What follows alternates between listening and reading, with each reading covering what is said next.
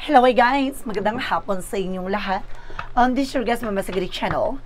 Fader Ozo Matarder. So ngayong hapon na to, tignan natin nagsabihin sa ginang ating mga gabay. So this is a weekly gabay for the month of August 15 hanggang August 21 for the sign of Cancer. So Cancer, welcome sa my channel. Ano kayang messages, advices, and spirit guides ang ating masasaga for today's video? Kanina kayang energy ay kaganapan sa buhay ng mga Cancerian ng ating makakagilap. So guys, this reading is a general reading namang hindi lahat makaka-resonate. Kunin lamang po makaka-relate sa inyo. And comment down below kung kaninong energy ang ating nasaga. Because don't forget to like and subscribe my channel. And hit the notification bell for more videos update. Then of course, maraming salamat po sa mga walang sawang pagsuporta sa aking channel. Lalo-lalo na ang skip ng ads away pagpalain po kayo ng Diyos at may kapalisiksik liglig na guumapaw ni biyayang manumbalik sa inyo. So let's see guys, what is the messages, advices sa iyo ng ating angel spirit for the sign of Cancer. So let's see and watch this. So there's a High Priestess. So there's something in hidden agenda or hidden enemies. So may mystery sa likod dito. Marami ka pang bagay na hindi natutuklasan sa ngayon.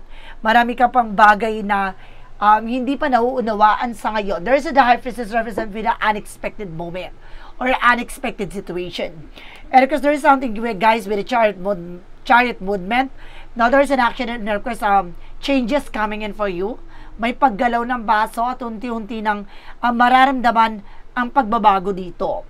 No, because there is something that Six of Pentacles na magtutuloy-tuloy na raw about sa finances. No, gaganda na daloy ng finances mo or pagkakaperahan mo.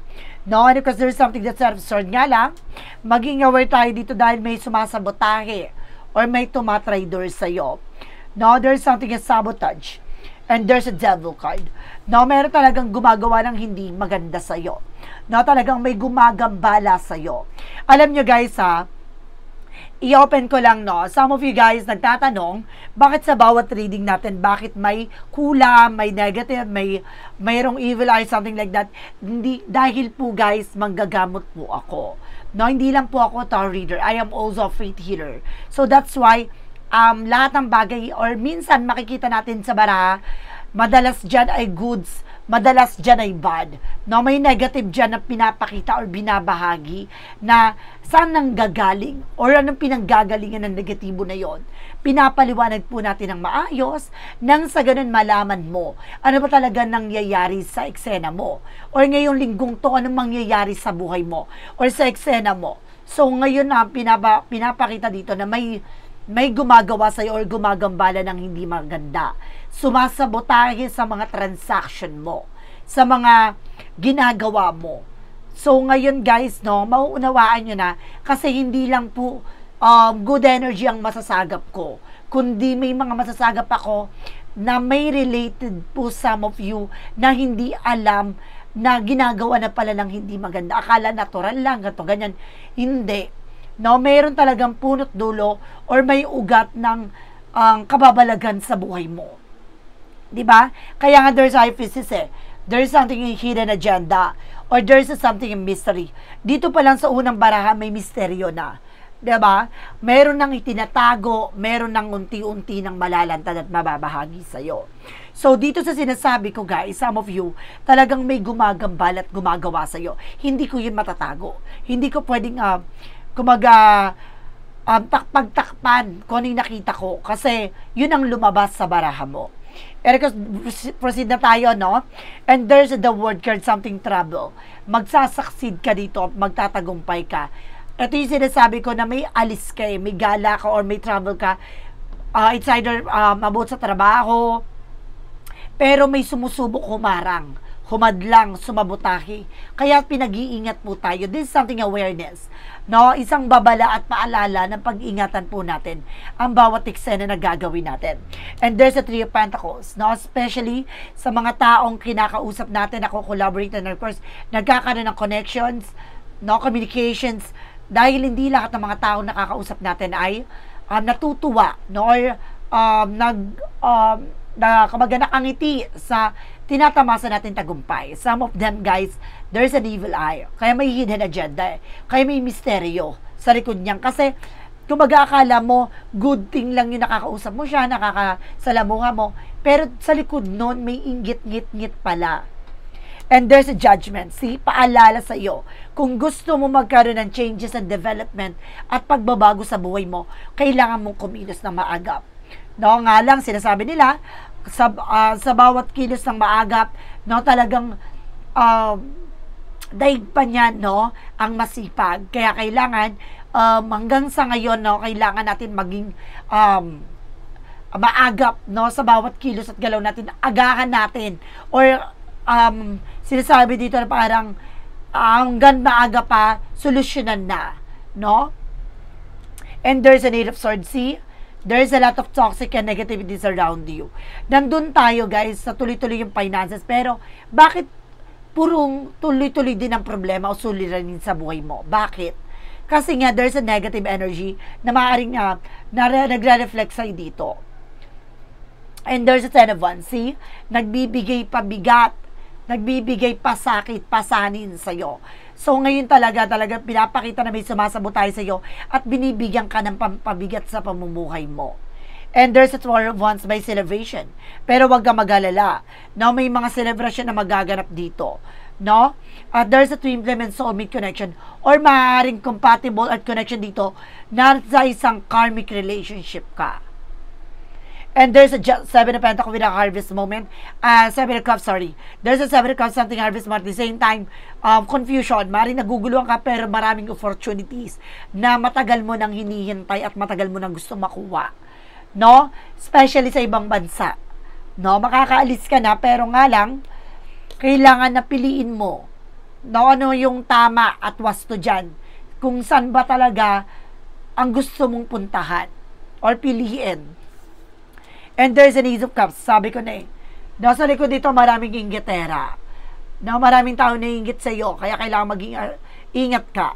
At the same time, guys, no, there's something a new love coming in. May bagong pag-ibig.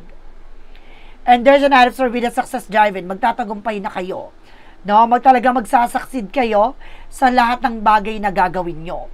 And there's a Ten of Pentacles with a long term. Na magkakaroon kayo ng pangmatagalan dito, guys, na finances. No, there's something financial security. No, nga lang sa paligid nyo ay napapalibutan talaga kayo ng toxic. I see some toxic relatives or toxic environment. And there's an Eight of Pentacles. Kung mag-focus ka sa ginagawa mo, no, wag mong ibaling yung sarili mo sa ibang tao, sa ibang bagay. Kailangan mag-focus ka sa ginagawa mo. And there's a Knight of Wands for slow and steady. Manatili kang kalmado, wag kang agresibo. No? Parang susubukan ka nito, iinisin ka. And there's a Hangman. Your feelings stuck. Kaya ka nakakaranas ng delays eh. And cancellation eh. Kita mo? Kasi may nanggugulo talaga. No? May nanggugulo talaga sa lahat ng plano mo. And there's a Page of Wands at may maganda kang balita na maaaring dumating. No? May magandang mensahe. And there's a Five of Pentacles. Kasi pag hindi mo ito naagapan, no? Maraming mawawala sa iyo. No, babagsak ang mga finances mo dito. Mag-iingat ka lang ha, kasi maaaring makaranas ka ng financial crisis, financial difficulties. Para sa sinasabi dito, mag-pay attention kayo, huwag kayong pala decision ha. Huwag kayong mag-i-invest basta-basta. And there's a Page of Cups, makikinig ka sa intuition and gut feeling mo. And there's a Hermit card, so there's something, the answer you need here. So binibigyan ka na nakasagutan sa iyong katanungan. No, ibinabahagi na sa inilalantad na sa yung bagay na dapat mong malaman dito. No, na talaga may tumatrigger sa'yo. And there's a Six of Wands for victory is yours. Talaga magtatagumpay ka. No, ano man yung bagay na ginagawa nila behind your back, so magsasaksid ka pa rin. No, ikaw lang yung gagawa ng sarili mong kapalaran. And there's a Queen of Cups, kailangan sa emotion, maging matalino ka, huwag kang padadala ng tensyon. Kasi iinisin ka dito eh. Titignan hanggang katatagan mo, susubukan ng pananampalataya at tiwala mo. No, titignan kung kakababa yung pasensya mo dahil patuloy yung mga nararanasan mong delays eh, and cancellation. Kaya parang pipikahin ka dito, no? Pipikunin ka. Titignan kung ilalaban mo ba. So let's see what is additional messages for finances and career, love life at kalusugan. Let's watch this. So we proceed na tayo about sa finances and career, love life at kalusugan. So nandito na tayo guys.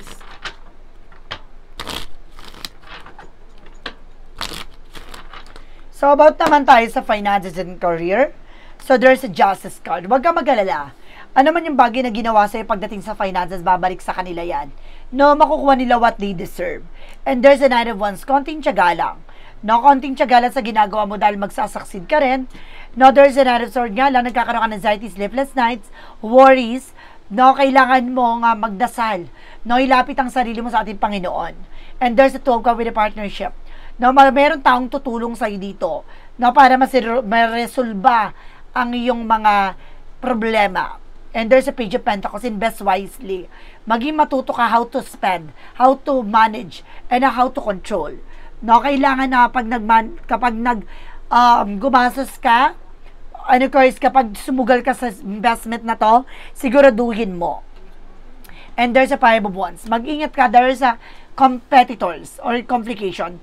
Mag-ingat ka sa mga taong nakakausap mo, nakakasalamuha mo. No, meron ako na sense dito na maaaring magbigay komplikasyon sa'yo, no? Mag-iingat ka sa mga i-investan mo.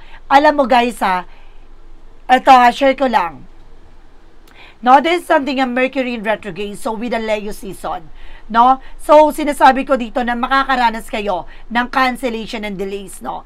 Ko sumiwas kayo sa mga dealing for contract. No, huwag kayo mag-invest for the meantime. Kasi, maaaring makaranas kayo ng problema, no, sa mga bagay na yan. So, ngayon for the time, kailangan nyo munang kumalma. I-save nyo muna yung pera nyo.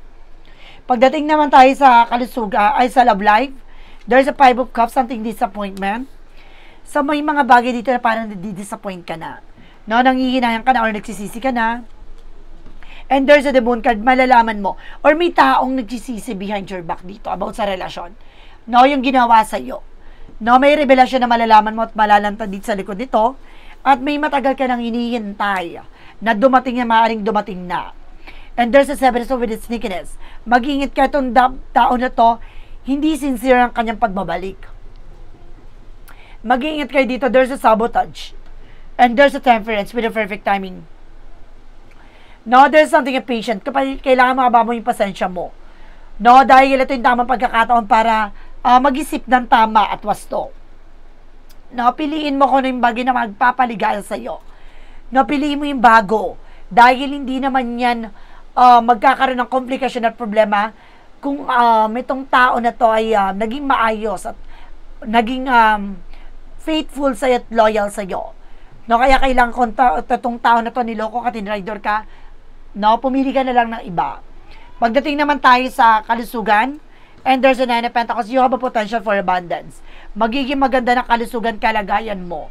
No, pagdating sa kalusugan mo, gaganda na ang pakiramdam mo. And there's a Queen of Wands by confident. No, alisin mo yung pag-aalinlangan mo. Isa sa bagay na nakakaramdam ka ng kung ano-ano dahil dun sa takot at pangamba. Alisin mo yon. And there's a Eight of Wands, so magkakaroon ka dito ng communications, lot of transaction. And kung some of you guys, no, kailangan nyo na unwind. No, yung para ma-refresh yung utak mo, ma-disconnect from the world. And there's a Six of Swords, kailangan nyo talagang umalis. No, yung mag-travel or mag-long ride, something like that, na makakatulong para ma-refresh yung utak mo. And there's a King of Wands, something ambition. Unti-unti mo na makikita yung posibilidad. Once na ma-retreat at ma-reset yung utak mo, yung sarili mo, gaganda na daloy nito. There's a The Fool card.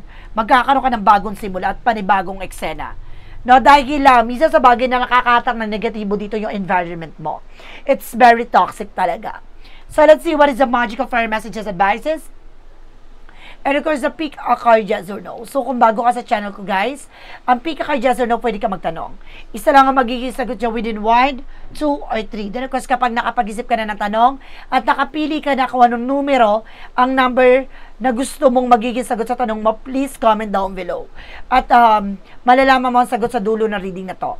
And maraming salamat po sa mga nag-share ng aking videos sa anumang uri ng social media platforms. Maraming salamat po. And of course, maraming salamat sa mga bagong subscriber, followers natin, saan man sulok ng mundo. Maraming salamat po. So let's see what is the magical fire messages, advices. So let's watch this.